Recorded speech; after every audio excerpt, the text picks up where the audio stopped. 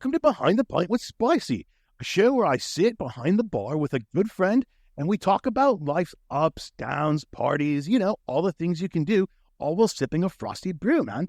Today, I'm just drinking a Coors because I'm a simple dude. And with me today, Rose, I've got a very special guest. He's been a friend of mine for about a year and a half, maybe a little longer. I've known him through roleplay circles in the roleplay cities that we do on 5M. Jay Maisonette. Welcome to the show, Jay. How you doing, bro? I'm doing good. I'm doing good. Good morning, good afternoon, or wherever you get, whoever's there. I'm doing pretty good. How about you? I'm good, bro. We start a little early on my end. It's 8:30 here in the morning. So I've been up for a couple of hours, got my coffee in, drove down to the local McD's, got a McMuffin, ready to go. Hell yeah. I got my water. Today's not about me. Today's about you, Jay. A lot of people know you as Shaggy Sadri. Is that the right pronunciation? Yeah, you got it. Yeah, Sadri. Yeah, you got it. Sadri, right. From a lot of the roleplay circles on 5M, but today I want to talk to the Jay, man. So let's start it off. How old are you, bro? I'm 26 years old. Man, you're so young, bro. I'm 47. I could be your dad. That's creepy. And where you from, honey? I'm from Rochester, New York, upstate New York. You guys get the snow up there? Like, it gets really cold. Oh, we get it. We get a lot. We get a lot. So we're like an hour away from like Buffalo, and then about an hour and 30 from Canada. Really? So we get all that snow. The worst. Did you live up there all your life? Yeah, unfortunately. Unfortunately, it's not a good place to live. Yeah, it's not. I just come to the conclusion where I gotta deal with it. But it's not how it used to be when I was growing up. It's just been getting worse the last, we said like 3 years. The weather or just the climate of like just like the energy, the climate, the energy, the negativity. Like where I'm from, there's a lot of negativity. Not a lot of people like to see like people like me, like how I put it in a way, like grow. It's a lot of hate. When you say people like me, what do you mean, bro? Like what I mean by people like me, like I'm not saying I'm successful yet, but like the way I present myself, like me being a streamer or me working or stuff like that, just like certain things that I accomplish or certain things that I like I'm proud, or I show, like not show off, but like I show that anything is possible where you come from. Like there's people that just don't like it. It's a lot of hate where I'm from. It's too bad, man. What brought that up? Because I thought like northern New York was actually kind of peaceful and beautiful. I don't know if it's like the generation, like the newer, like the newer younger kids growing up. So it's like a lot of them, if it makes sense. Yeah. Hey, the friends I grew up with, for like some of them I have, some of them I lost, due to hate or just the world we live in, like just the city we live in. It's just a lot of hate, a lot of negativity that goes around. It's a bummer, dude. It's always easier to make your way in the world when you have allies instead of enemies, right? That's true. That's true. On the other hand, being put under pressure like that, I mean, that does build character. Yeah, it does. It makes you a stronger person. You can't get stronger unless you break a few bones, That is true. So you're from Rochester, New York, 26 years old. Tell me about your folks. They're still with us? Yes, sir. All right. What's your mom do? My mom right now is, how I put it, she cleans for like buildings, like federal buildings, okay, like police stations and stuff like that. She used to be she did jewelry for like, I think it was like 10 years. You made jewelry? Yeah, not made, but like repair, like stuff like that. Like she knows repairs, sells, like like one of those, like auction people, if that makes sense, for like pawn shops. Like she knows about her gold. She'll analyze it, stuff like that, give you a price, and stuff. And I should I don't know, get her on a camera and have her show her some of my my stuff. I'm just kidding. Yeah. And what about your pops, man? Freaking Union Stagehand. For like almost 20, almost 26, but it wasn't always like that, if that makes sense. He changed his ways. from being a union stagehand? No, he did like he how to put this in a way. He did other stuff like change his ways, like for Oh, us, okay. make I it see. I better. see. I So, I'll get into that later. I don't mind if I talk about that. We'll see. let's get into it. Not there's no better time like the present. How I put it, like just not bad decisions, just certain stuff that not most now generations, but they like older stuff like the drug dealing and stuff like that, bad decisions, stuff like that. He Okay, did, so he got into the drug world a little bit. yeah. As you know, when we were younger and stuff like that, and Was you it ever know, around you kids? Like, did what? no, never. He was respectful about that, but mom So didn't really like it, but and you never saw any of it as a kid. no, Okay. as I got older, I understood why he moved a certain way or acted a certain way, or just always was pushing us to go to school and stuff like that, and so to come inside, early instead of being late. So he was at least a good dad, where he realized that what he was doing wasn't a lifestyle for you guys. Yeah, it was. My mom gave him like an ultimatum: either you stop or we go. Clean it You up and start get out. somewhere new. Yeah. Right, right. So he gets out of a less than savory lifestyle and goes on to become a stagehand for, you said, what, 20 years? Yep, almost 25. Almost You ever 25. you ever get out there with you ever get to see any free shows because of that? Yeah, and the cool thing about it, I was 16 years old when my dad brought me into the stage world of the union. I did it for 8 years, and then I just found a better opportunity and better career because I didn't like. You learn a lot being in a stagehand in the unions and how people people that are different race or different skin colors or stuff like that get treated. And let's just say I didn't get treated the best, or my dad to this day still doesn't get treated the best there. Really? You'd think that, Yeah, especially today with like the rainbow of performers out there, you think that there'd be tolerance for any race or whatever. Because I think we're living in a progressive society, right? yeah. How I put it? It's you just like a lot of people don't see like the how I put it the backbone or the background of state like the union and how they treat their employees. It's not it. It's not it. It's just it's weird.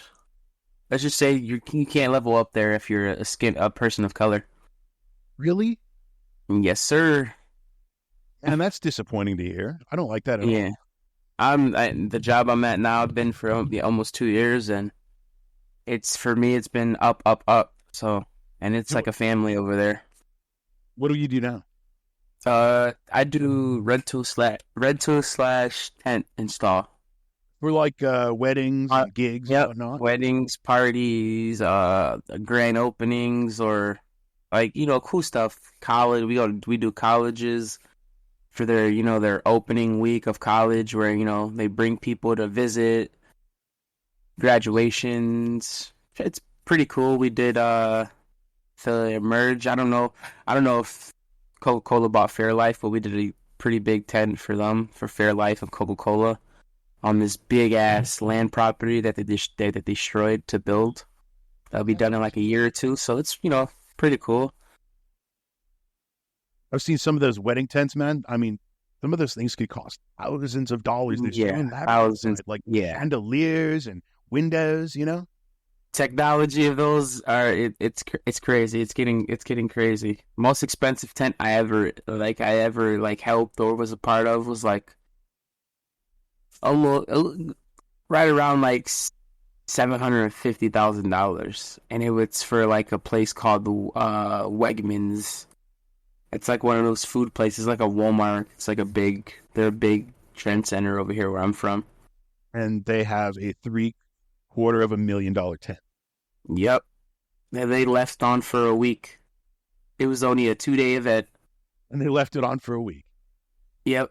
It took us a week to do it because it was a huge tent, and they wanted more tents and a bunch of furniture. They wanted custom flooring, and it was only for 2 days. Bro, I live in a decent sized house. It doesn't cost $750,000. Yeah, that's the same thing I'm saying. Jesus God. All right, so let's talk about growing up, man. Yeah, Growing up was back there. So your dad is back then was kind of doing less than savory stuff. Your mom was working in jewelry repair and knows her way around gold. Tell us about you. How was school, dude?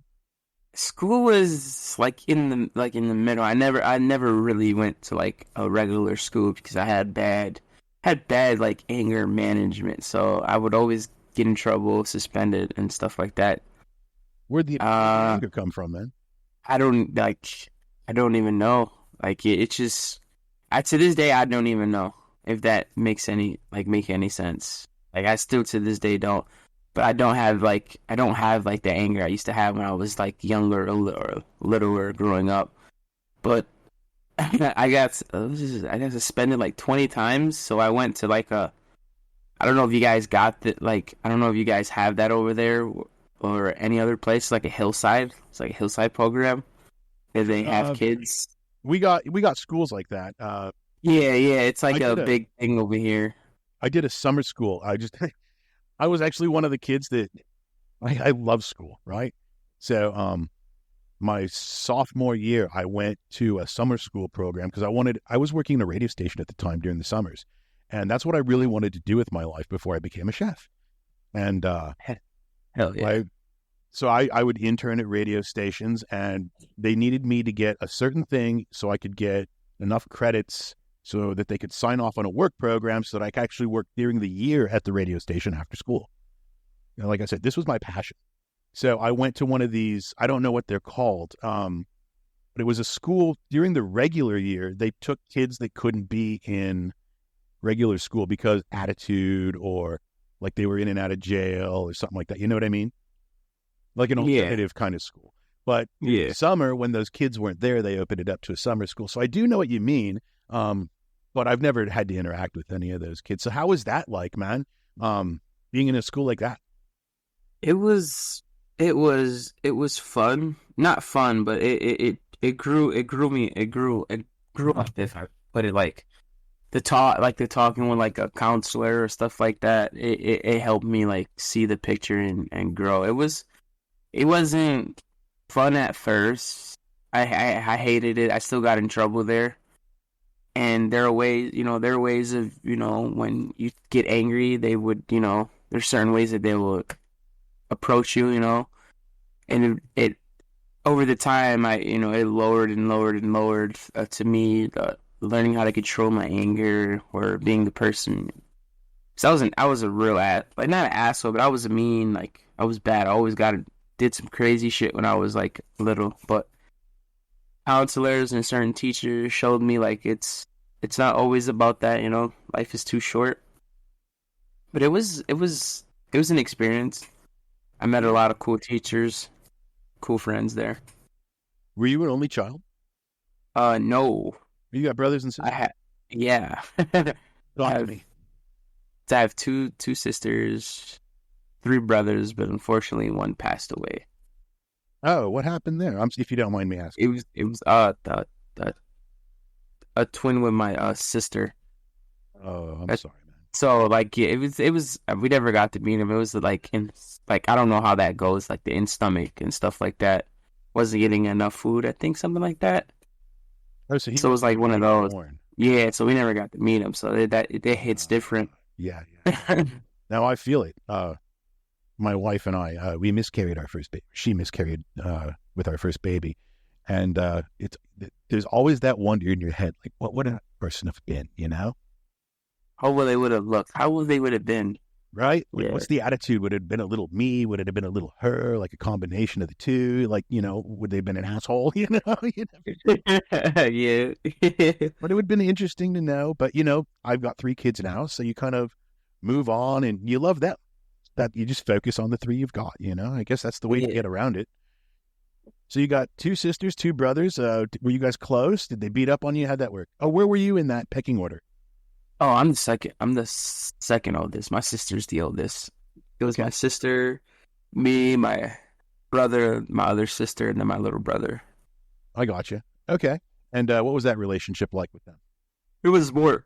It was more me and my brother. My brother would be close. I mean, I was close with like everyone, but me and my sister always, older sister would always fight. So I would always start it, if that made sense. Or like a good fighting, not like actual fist fighting stuff. But I could tell you I could tell you a funny story though. A real funny story on so me being a little younger, was a huge WWE, WWF or whatever they call it now, huge wrestling fanatic. So I had a bunch of wrestlers and stuff like that, and I would like go to like we would always like my older sister would live with her grandma, like her grandma. She didn't live with us like that when we were growing up, so we would always live in like a up and down whatever you call them houses. Duplex. And she would play like she would have a bunch of brats and stuff like that. So brats, and I would like take them to like I would like take her brats, like put them as crowds. I put them as little fans watching the matches, and she would hate that because her brats would go missing, and she would know where it was. So one day she took, I think it was like I think it was a wrestler, and she fucking did a makeover. I do remember. I forgot what wrestler it was. It was old, but it was a Sunday. I remember because it was a pay-per-view we were watching. She was there because she watched wrestling here and there. It was a pay-per-view. We would rent, like I would always ask for like a certain pay-per-view to like be rented out when they used to do that. Sure. Dang. And I'm waiting, and I remember it was a Royal Rumble. I forgot which one it was, and I had like they don't make these belts anymore. It was like a foam belt, but it had like that hard plastic, and you click the button, and it would like make a noise. It was like a song. Yeah. Okay. And I forgot what match it was. I went in the room. I was like, I'll be right back. I gotta get my belt. I go to my room. I take it. My sister's like right where the couch was. My room was like probably like 2 or 3 feet. I come back. I run. I'm like, I hit her across. I hit her in the face with it, like, and broke her like nose. And then I was saying, nose with a belt to the face. Yeah, and I was like, oh yeah, I remember. I was like, that's what Stone Cold said so for making makeup to my wrestler. And that's the bottom line. I remember I was like, that's the bottom line because your nose is bleeding. And I sat back on the couch. Yeah, I sat back on the couch, and I got yelled at and stuff like that. Hell yeah, you got yelled at. You broke your sister's nose with a championship belt, dude. So you were an angry kid. Holy shit. So you break your sister's nose. What came of that? Did you guys like repair that friendship, or like it was all cool? Yeah, we would like through the years, it was, it was always, the back and forth, but it was always, cool. We never. There was still love underneath it. Yeah. Yeah, I dig that, dude. So tell me about school. You get out of the grade school. Do you do your high school in the alternative school as well? Yeah, I never went to a regular school. Like it was never like I never had like the 30 kids, one teacher. It was always 2 or 3 teachers and like 5 to 6 kids. Oh wow! I wish I had the opportunity because I always wanted to play like football, but never got a chance because they told me that football wouldn't be a good idea for me. I'm like, but I just want to play football, like tackling and stuff like that, or protecting the quarterback. It's like that's gonna control my anger, Yeah.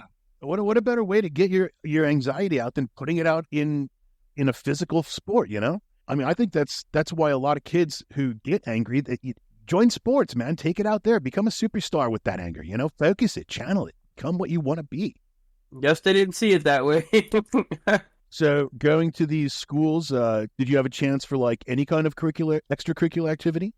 Yeah, I mean, they had a basketball team, which was pretty cool. I played point guard. It was pretty fun. Played for like almost 2 years. Did you play other high schools in the area? Yeah, the same, the same the other high schools that were like the same program, if that made sense. Oh no, okay, I got it. So it was like an Yeah, inter-program program. yeah, Okay. yes, What about sir. dating? What about dating? How did that go? You find I any mean love? it, yeah, like what, like one, like probably like one or two, but I had one that it was for like I think it was like 5, 6 years, and Oh, long just term. yeah, it didn't last for certain reasons. I don't want to throw her business in like that, but some of the Yeah, yeah, stuff that like her decisions and the way I look at it was like, I'm not trying to go on that path. You good? We'll go this way. well, I think that comes with maturity too, right? You know what's better for you, and you know where to put your energy into finding what's good for you. No, Yeah, sir. so you get out of high school and college in your future, man. It wasn't right away. I waited like a month or two, but it was literally like it didn't last a month. Probably like 2 days. I just couldn't. It just wasn't me. Like something saw it just wasn't how I was anyway. It just wasn't me. You just didn't. You weren't Like feeling the college. I felt like I didn't fit it. Like I didn't like me being like I still had to find myself, if that made sense. Yeah, absolutely. So at that age, how long did you go to college for? Literally 2 days. You walked, Being for turned real. around and walked right back out, dude. Yep. Yep. On your way out, you got to make a living. What do you end up doing right out of your second day out of college? Was when I graduated it was in 2018. I think it was I think it was 18, 19, one of those 20. But I should have added I started at 16 with in the union in the stagehand. I started like doing like convention shows, like like those tattoo expos, boat expos, the car shows, stuff Okay. like that. So when that happened, I always had it was always doing the stage and the stagehand union and stuff like that. I did it for 8 years. You got to have some crazy stories doing that kind of stuff for 8 years, Oh especially on yeah, a yeah, stage. yeah. I have a bunch. I I have a bunch. Let's see. Come on, bro. You got to put some pepper on that potato. So let's bring this back. So me being a wrestling fan, my first ever wrestling show. It was I forget what I was doing. Oh, I was helping like bring stuff to like locker rooms and stuff like that.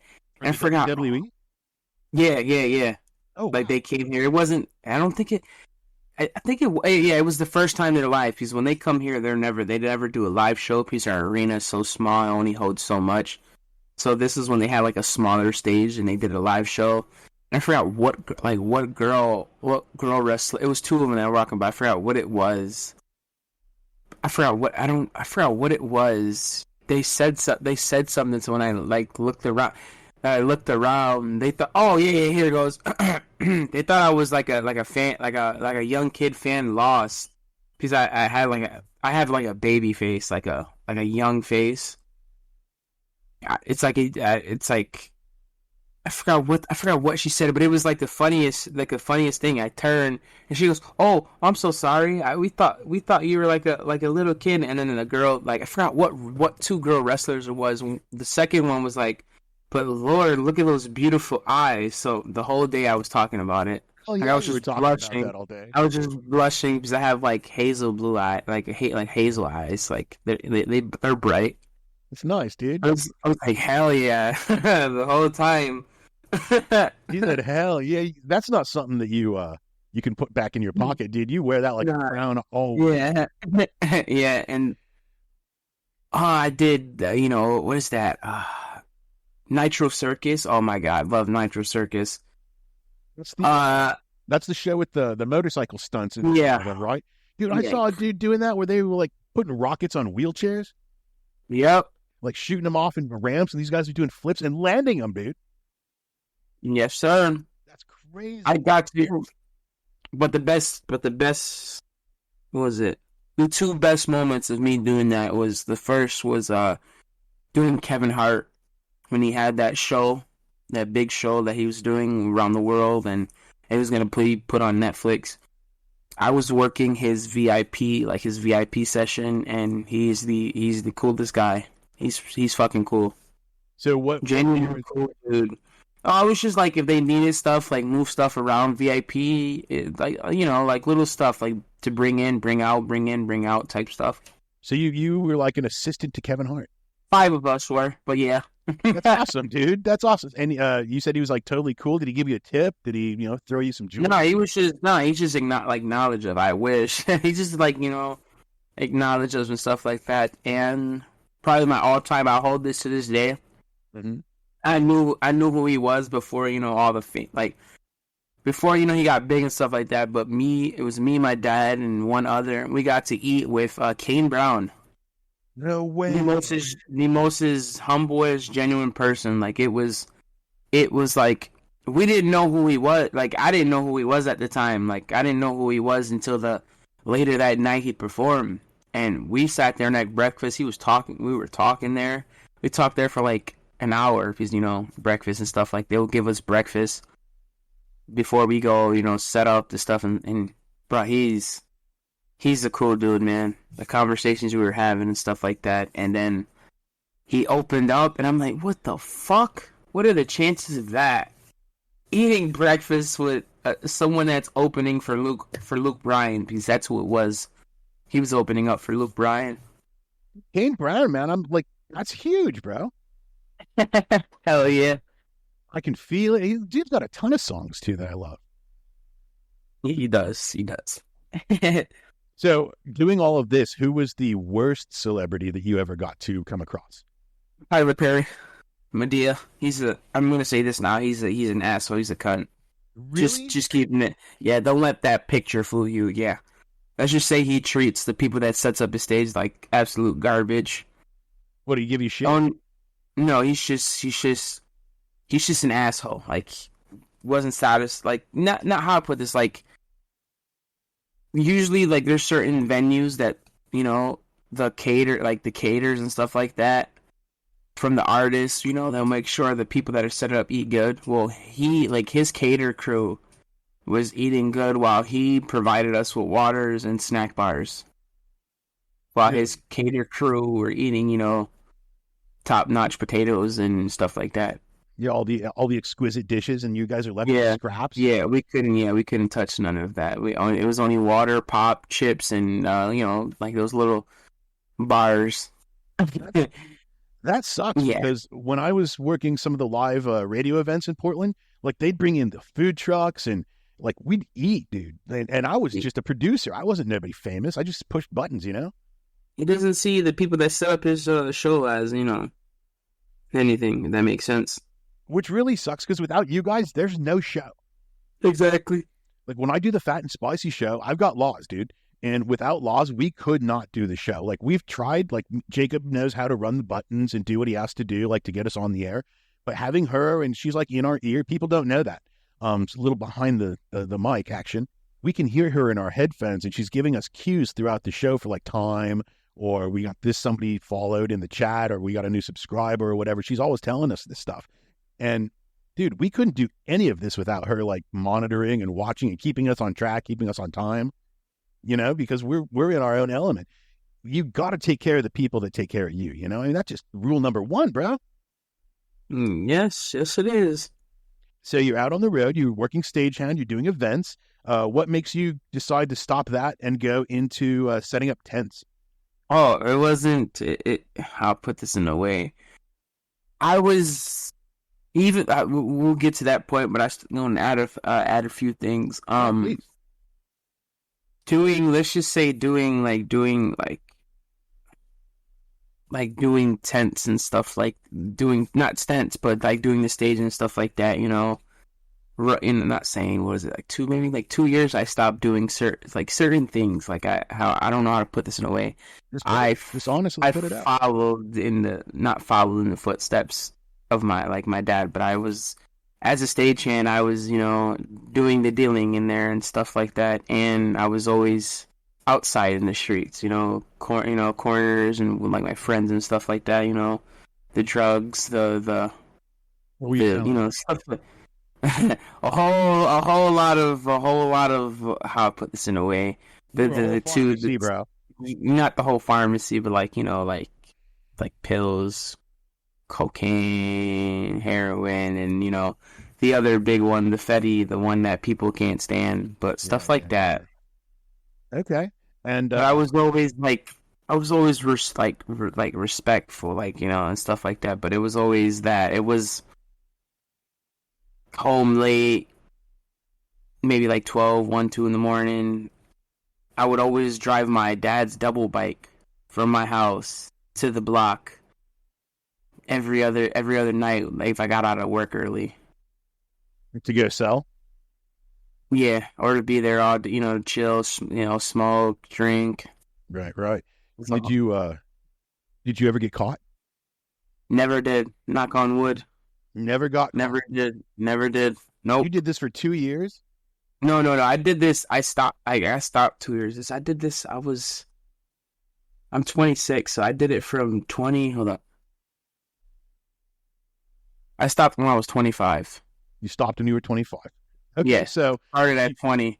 yeah, yeah. So yeah. So you gave up that lifestyle, and now you're setting up tents, and you're a streamer, dude. Like that's how Yeah. we met was That's doing why. Yeah. RP and go for it, dude. Tell us all about it. That's another good reason why. Like I was always funny. I would, I'm still funny to this day. Like when I go to work with my brother, I do like weird noises, like fart noises or like alien noises. Like I just do random funny stuff out the blue. But I say this in my streams and stuff like that. Streaming saved my life. How so? Like it just made me like look at it and change, and like there's more than just getting caught one day, or getting the having like the phone call sent to your mom, stuff like your son is this and that, arrested or dead or stuff like that. Something went wrong, That phone call is like worse than jail, bro. yeah. You know what I mean? Like the threat of that phone. Dude, there's two ways that drug dealers usually end up: in jail or dead. And I'm not putting down anybody's way of doing what they want to do, but that just seems to be the fact of it. Like very few people get out. So you found podcast or streaming. You found streaming, and now you're. How many views you pulling down? You've got like a couple thousand subscribers, don't you? Yeah, I got what is it? I started on Facebook. I got Facebook. Well, my first ever gaming one. I don't know what happened to it. I think I lost my password. No, it got permanently deleted because they thought I was lying about my age. But that was my first account. That one had like 2,000 people, and then I made another Facebook which right now has like I think 133 or 150 followers, but one of the followers in there told me to switch over to Twitch. I switch over to Twitch. I have 700 right now. I don't. But it's like for me, I don't even care about the follow. I don't care about the followers. I don't care about like the stuff like that. I just like to change people's mood by making them laugh. That was. That's why I created. That's why I created Shaggy. That's why you created. That's Shaggy? like my second personality that I wish I could be outside, being funny, joking, but I don't got like that. I'm just shy. I don't got the confidence. I'm shy, so that's why I do it on stream. Because it's like I can be myself. I can say things. I can make people laugh. Yeah. So you have all of this energy inside. You're young. You're making some money out on the street. You're feeling like a tough guy, kind of. I know how that feeling can be, right? What was it about the streaming that really pulled you out of that lifestyle, dude? Like, did it give you a purpose? Were you getting something from the streams and from the people that you weren't getting on the street, or from like doing what you were doing? How does that work for you? It worked when it worked. Let's see, I'd started, and then like 2 weeks later, I got, the affiliation, what everyone knows what the affiliation is, the subs and stuff like that. I didn't know until the second, probably we'll fast forward. I didn't know until like the third month when I got my first Twitch check, which was like, I think it was like it was $75. I woke up to my bank account and I'm looking like, what is this? And I read. So, whenever you get like a money receipt, you see, how they send like the letters and their name. You're like, okay, I'm gonna go Google this. Just what the fuck is this sending me money? I look and it says Twitch. And I'm like, holy shit. I know a nice At the little time, things. at the time, I'm like, yo, bro, what? Like, I didn't expect to. I just streamed just to stream. I didn't think I was gonna get paid, to do it. And I'm like, bro, if I take kids, my one buddy, which to this day he's, he comes home in 8 months. I appreciate him for real. Like my boy, like Chris, I call him Little Chris. You said he came home in 8 months. Is he locked up? Yeah, he pushed me on it daily to keep on going and told me, bro, like I understand you like being, you like being out here with me, but bro, if you're getting that, bro, just push it, bro, because you got talent. Because I would make him laugh too. Like he's like, bro, just push it, bro, just keep going to it. And that's what made me like say, fuck this, I'm out of here. I'm just gonna stream. I'll come here and there to say hi and then go home. Pretty much that's what I did. I would, drive my bike. After I got, I bought me a dirt bike. I would drive my dirt bike back and forth home to the street, home to the block, say what up, but go across the street to the store, buy, a pizza and a sub, talk for them, and then like, what are you gonna do today? I'm like, you know what I'm gonna do? He's like, yeah, and then go do that, man. Get out of here. He would tell me to go stream. You don't realize at the time, you feel like they're pushing you away and why won't you be my friend? But then in retrospect, you're like, this dude is absolutely looking out for me. And there's no better friend in the world than the one that tells you this is not for you, dude. Go do something productive.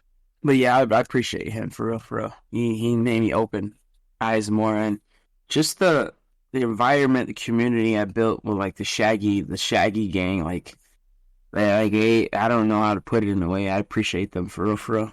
Like they opened my eyes a lot. I watch your stream from time to time. I've got so much to do between like the 3 shows I do a week. You know what I mean? Yeah. Not to mention a full-time job. I've got 3 kids, a wife, a cat, a dog. It's a little crazy. The whole 10 yards. Yeah. A fucking house I got to take care of, mow the lawn. But when I do get a chance to watch your show, dude, you make me laugh. And the one thing I've always noticed is when you have like 8 or 10 people or 20 people in your stream, the chat is always going, dude, these people are engaged. You got them talking. You got them laughing. They're making jokes. They love what you do. So talk to me a little bit more about the RP thing. How did you find 5M and the RP community? I found 5M from a crazy thing. Another buddy of mine, his name is, people know him in the RP world as Leo. I know him as Yo-Yo. He came up to me. He was like, yo, bro, you should get a PC. Like, my boy, RP, this, that. Me and him went the same day and got a computer. So you were into it right away. There wasn't no hesitation. No. Yeah, no, I lied about that. He got the computer, and then a week later, I ended up getting a computer. But he invited me to a PMA because his one friend from where, where we're from introduced him to it. Okay, so it was like word of mouth that got you in. And like I said, you were just down from day one. Yeah. What did you think when you first got into the roleplay world? I ain't gonna lie, I wasn't even I wasn't Shaggy. Like Shaggy, I met Shaggy a week later into it. Yeah, I went in as Benny McDaddy, just being dumb and being myself. Shaggy was not created until a week later, and then that's where people just started catching, like, who the fuck is this guy? Like, is he 9 or 10? Because, like, when I had, the cheap setup, the cheap mic, bro, like, Shaggy's voice sounded like a kid. You would think I was, like, 9 years old. I didn't like you when I first met you. I didn't. I'm just going to be honest with you, dude. When we first met in a roleplay environment in the city, let me take it back real quick. For those of you who don't know, 5M it's a Grand Theft Auto roleplay server. So we take the map from the game GTA 5, and there's modders out there in a community called 5M, and they take this this map and they open it up to regular players like us, and we can just go cruise around the cities and create our own lives. Like some people are cops, some people are criminals, some people like own restaurants or stores, or go out mining and like, you know, maybe they're farmers to get supplies to the stores so people can buy stuff and live their lives. But there's also crime and cops and shootouts and lots of good fun. I do it because it's a great place to act. But when I first met you in PMA, which is one of the servers, I thought you were just a ridiculous troll, bro. I didn't like you one bit. I didn't think you, but we never interacted. You know what I mean? We never actually had any good storyline. So I was always like, dude, this guy needs to go the fuck away. He doesn't know what he's doing. There's no RP maturity here. And then we go to AAC. And here's this fucking clown following us in here. And I swear to God, I told Fatsy, Jacob, my co-host from the Fat and Spicy show. I'm like, dude, I swear to God, if this kid interjects in some of the RP stories we're doing, I'm going to fucking tell him off. Because I didn't, again, you know, that was my immaturity. Was I didn't take the time to RP with you. I just looked at you and I was like, fuck this kid, right? And then we do this scene where the judge, who was me, and you go to a UFO. You remember this? Oh, yeah, right. That was funny. We went up in the ship, and I was waiting for you to pull your Shaggy shit. But you didn't. You sat there and you whined and you cried out of fear because we were on the alien. And it was like, legit, dude, you brought a smile. I'm like, okay, this guy gets it. He knows when to turn it on, turn it off, and when to dial it up. And you did it. And from that day forward, dude, I loved you. I thought this kid's got potential. I think he's a good RPer. I see what he's doing. We spent more time together, and then we just got to have fun. Hell yeah, man. Yeah, that was my, you know, the crazy thing is that was my third day in the city. Was it really? Yeah, it was my third day in the city because I was still going back and forth. Like I was still in PFK. I left PMA to go to PFK, and Luna, aka Jelly Bean, is the one that sent me the invite and was like, "Yo, you should come try this out." So I would come here, and that was probably my third time. First time I went for like 5 minutes. The second time was like a little 20, and that time was literally I was there for like I streamed that for like 9 hours. Yeah, man. I'm telling you. It's addicting. About it, isn't it? Hell yeah. I even got it's crazy because now you say that. I got that video on my YouTube. One of us up the ship? Yeah. Yes, sir. Oh, man, that's nuts. It's crazy, dude. Like how addicting it is just being somebody different, putting on a mask. And I don't mean your clown mask because I think that's creative as hell. You come across as, like I said, as almost a trolley type character. I've been in what was the city that we were just in? Was it AAC? It was AAC, and I was a cop. I played Detective Santangelo, and I was chasing you with 2 other cops behind me. And on the radio, dude, they were not having it. Like, who the fuck is this kid on this? Blah blah blah blah. They were new guys. They didn't know, and I had to RP a little bit on the cop radio, like turn my RP dial up just to get them to realize that you had a purpose and a story. I don't even remember what I said. And by the end of it, dude, when we caught you, oh no, we didn't catch you. We all went back to the station. We were talking. That's what it was. We were in the office. And I remember one of the cops going, dude, that was one of the most fun chases I've ever been on. Like knowing that your character isn't what you are and like peeling back the layers of the onion, dude, you learn a lot about people, especially you, bro. I enjoy RPing with you now. I look forward to it. Hell yeah. It's been a while because we've been so busy. Yeah, I appreciate it. So do you think that in some way roleplay kind of helps tamper the angers a little bit, or have you come out of that full circle from that part? Yeah, I haven't had anger issues since I was like 15. Oh, so you grew out of that early. Yeah, like I grew out of it, like, you know, through like the programs and the different teachers and stuff like that. Like, you think they showed me. Yeah. Do you think being in a school like that helped you? It helped me a lot. It helped me like deal with it. It showed me how to calm it down. If I think I didn't go there, I probably would have just been an angry kid. Probably or worse. Sitting here with you today. Nope. That's awesome, dude. That's something that I want the viewers to understand is, you know, and that's the whole point of Behind the Pint, really, is no matter what you've got going on, and someday I'll share with you guys exactly where I come from. It's not the best story in the world. I mean, it's a great story, but it's hard to listen to. You'll understand why I like to act, role play, and do all this stuff behind the radio. It's kind of like you, Shaggy, or Jay. Sorry, bro. It's No, you're good, man. it's a place to create and be somebody that you're not, because sometimes we got a lot to deal with in life, and it gets super hard to get creative. And it's kind of like you said, when you wanted to play football in school and they wouldn't let you because they just didn't have that program. That would have been an excellent outlet for you. And for me, my outlet was creativity. I didn't have anger issues, but I had a lot of stuff that I was running away from, from growing up. And this is a place where I can find safety and security. And I know, Shaggy, it's your time, but I do want to tell the listeners, guys, remember, that's one of the big things about Behind the Pint is I want you guys to realize that for all these role players and all these people out there in the world, there's always somebody behind the mic, behind the camera, behind the scenes, behind the game. And they're out here just trying to live their life like you do. And this is a chance for you guys to share your stories too. So if you guys have anything you want to talk about, go to Fat and Spicy Discord channel and put it in there, man. Let us know that you want to be on the show. So what is your life goals, dude? What do you want to do with your life? Where do you want to go up from here? I want to be a full-time content creator, and I want to run like Airbnbs. That's that's my goals. It's a good goal, dude. You know what they say? Buy property because God's not making any more of it. You ain't lying. Get your foot in the door young, dude, I'm telling you, I've got one friend from high school, and right out of high school, his mom and dad helped him get a duplex, and he rented them out, and he's my age now, 46, and that guy's worth like $10 million. That's freaking crazy. Houses in Hawaii that he rents and sells and flips and all this, and he made it, dude, all from just starting off with renting a duplex. He just took that money and funneled it into another thing, into another thing, into another thing, and it was all property, bro. So that's a good goal, I'm telling you, man. And keep content creating. Look, seriously, bro, I love the work that you do.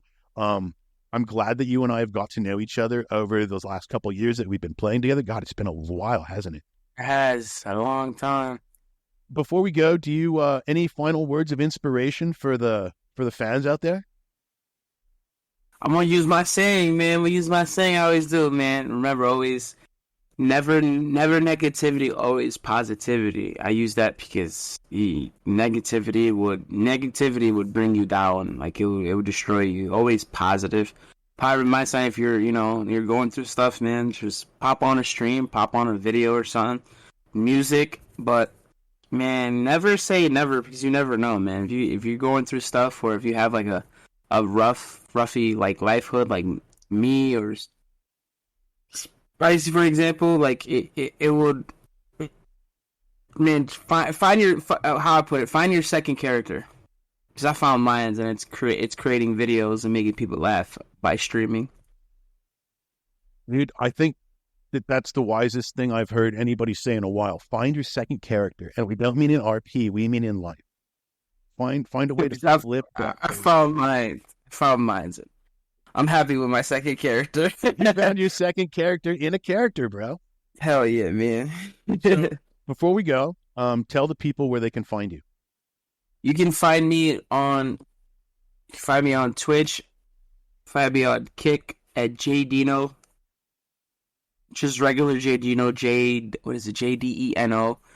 And I forgot my other stuff, but those are the two that I'm mainly on. My TikTok, I think you can find me on TikTok. I haven't posted in a couple of days, but I usually post like 2 or 3 videos. You can find me hashtag JDini97, JAYDINI97, if you want to see little funny clips for all the people that like to be on TikTok going through their phones. And yeah, bro. All right, man. Listen, it has been an absolute honor to sit with you, dude. Thank you for sharing your story, talking about your life, being, candid and open with the listeners, dude. It means a lot. I love you. Guys, this has been Behind the Pint with Spicy. Make sure you check us out on YouTube, like, subscribe, comment. All of that stuff really, really helps us bring more content to you.